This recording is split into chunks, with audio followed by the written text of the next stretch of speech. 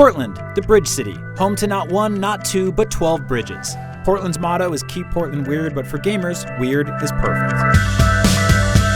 Hello and welcome to Fast Travel, the show where we go to cool nerdy cities and do cool nerdy things with cool nerdy people. I'm very excited to be joined by Miranda Sanchez. She's a senior editor at IGN and our resident anime mega geek.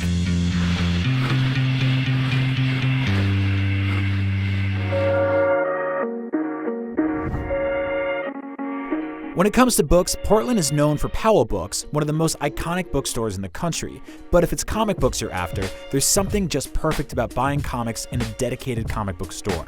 For that, Floating World Comics has you covered. Comics were kind of integral to my entire upbringing of kind of being a nerd. Like, they were always sort of there. And even when I wasn't actively buying them all the time, they always kind of played a role in my life in some way. So for me, it was more about like manga and graphic novels growing up, and only as I got into high school and I guess college that I started looking at comics to kind of continue my favorite shows like Samurai Jack and Batman Beyond. Like, I love those so much. And then I was like, wait, there's comics? Yeah. And so then that's how I really got into them. When you come into a shop like this, like, you find that it's a celebration of independent artists. It's a celebration of local artists, of zines, of like, you know, small kind of one-off limited run stuff that you kind of have to dig around for. That's really important too, just to find local artists and see like what they're talking about, the stories they want to tell. Yeah, and I think you lose that when you just like go online and buy stuff because you kind of have to curate your own playlist in that regard. You sit down and you go like, this is what I want. You type it in and you search it. You lose this sort of kind of haphazard discoverability aspect of it all, of walking into a store and picking something up and being like, oh my God, I didn't know like they made like a Bart Simpson Akira crossover. Like, this is awesome. And then you walk out with it. And you probably don't even think to look that up on Amazon. But here you can just pick it up, flip through it, and fall in love with it immediately. Yep.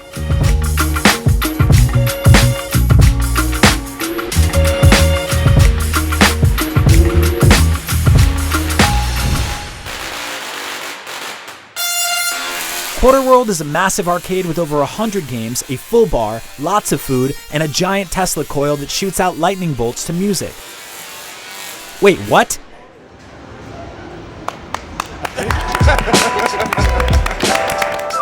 Steve Gaynor, Nina Freeman, thank you so much for joining us. We just got our ears blown out by the rockingly loud Tesla coil, which I think is sort of indicative of what Portland represents in general. It's weird and it's funky and it's kind of loud. So what sort of brought you here? What keeps you here? Why make games here? So after I had spent a lot of time in the games industry working on like the BioShock series and stuff, there was a point where we both just wanted to move back to kind of where we came from. So we kind of had to do our own thing. But that's very Portland, right? It's like there's so much like, I want to make a weird food cart. Guess I'll just do that, you know? And so like we rented a house and made Gone Home in our basement and just kind of like did it, you know, like on our own. And there's a lot of support for that, I think, in the arts and in all sorts of creativity in Portland. Someone like you sort of will it into existence, and then more people, you have to build up something. Yeah.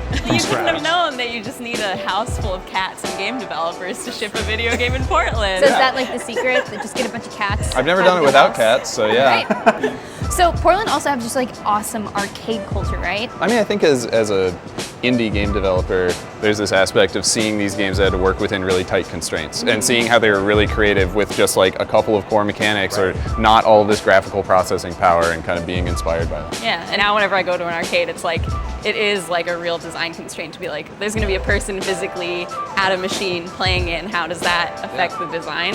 It's kind of fun to like be here and see how like other designers did it. Yeah, it's not just about standing at the cabinet, it's about the carpet and the bar and the weird laser lighting and the art on the walls, and all of that stuff kind of comes together for one experience. And I think Portland is really kicking ass at that. Yeah. Let's go play some video games then. No.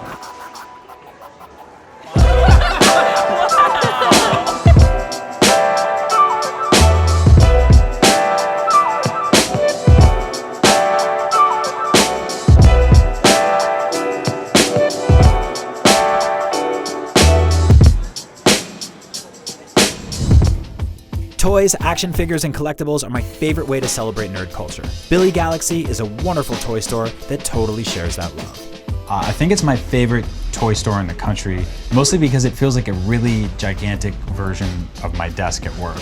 I think it's nice to just have that kind of curated thing. It's like, this is part of my identity because this is what I love and I'm showing that in full force. Yeah, your collection is kind of like, it's like having a dog. It sort of like resembles its owner after a while. And I have like weird, ugly looking alien monster men, and you have like adorable plushies. We pay our taxes, we go to work, we do what we gotta do. Yeah. Well, let's go buy some toys.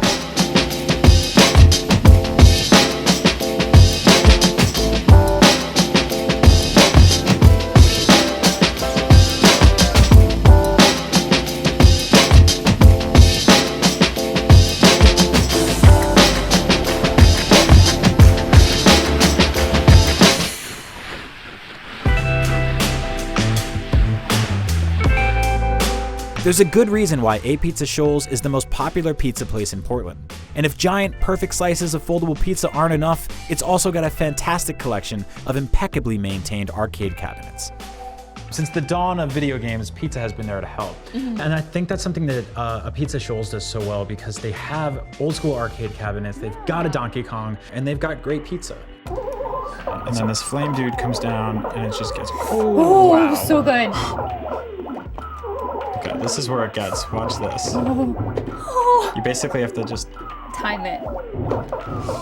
Oh my gosh, wow. That was great. It's hard. It's like, it's actually, you count the pixels on his nose. Yeah, and the arcade cabinets themselves are so beautiful too. Like, they're obviously worn, like they've been used, but lovingly so. And they're just like beautiful designs.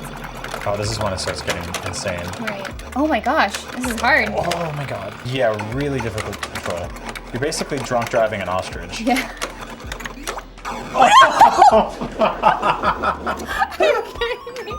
Oh, we did it! Wow. Nice. I just beat BB. Very high stress. Ooh, that's bad. Scary, scary. Oh my god. Wow. Don't some people consider this to be like the best? Yeah, they do. Why? I don't know. I think they have Isn't it like... the same thing? They didn't really have like a lot going on at the time. Okay. I think it's time that we eat this pizza. Yes, please.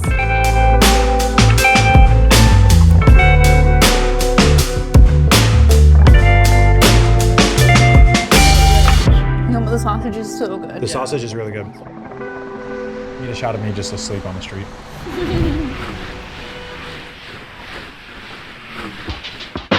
The last stop of the night is Ground Kontrol, another great arcade bar. It's got pinball, an eccentric array of arcade cabinets, and drinks and snacks to bring it all together.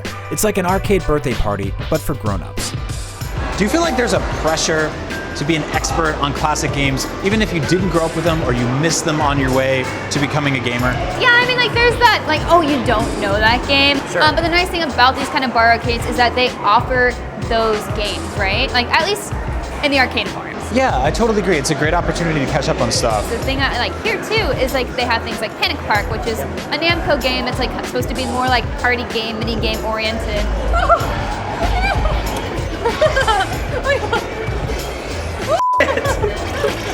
Wow. Oh man.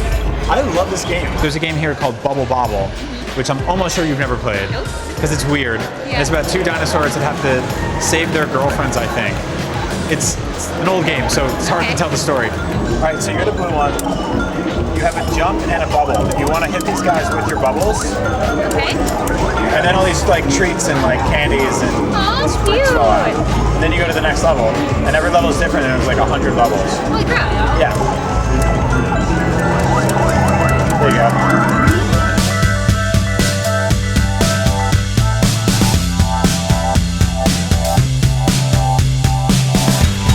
And that's it for Portland. Where should we fast travel to next? List your favorite nerdy city in the comments and keep an eye out for it on the show. Until next time.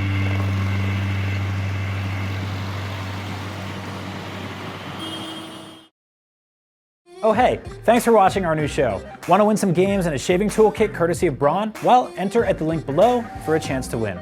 We wanted to take a moment to thank Braun for helping us create Fast Travel, because without their support, we literally wouldn't have been able to make it. Seriously, I've been wanting to make this show for years now, so I can't believe we're finally doing it. Enter the sweepstakes, win some games, and stay tuned for our next adventure.